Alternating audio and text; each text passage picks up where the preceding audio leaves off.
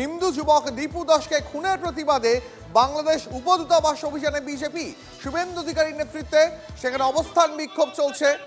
আপনাদের ছবি দেখাচ্ছি, পাশাপাশি তিনটে ফ্রেমের ছবি দেখাচ্ছি আপনাদের। বাংলাদেশ উপদূতাবাসের সামনে বিক্ষোভ দেখাচ্ছে বিজেপি, গেরুয়া পতাকা হাতে সনাতনীরাও সেই প্রতিবাদে সামিল। ঘন ঘন শঙ্খধ্বনি উঠছে। বাংলাদেশে হিন্দু খুনে উত্তপ্ত শহর কলকাতাও।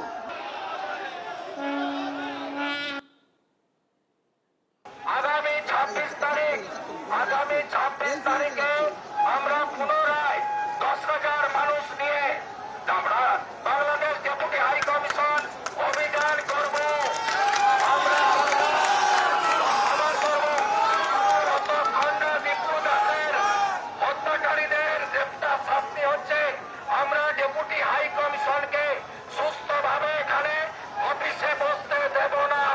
1 কেজি পেঁয়াজও বাংলাদেশে পাঠাতে দেব না।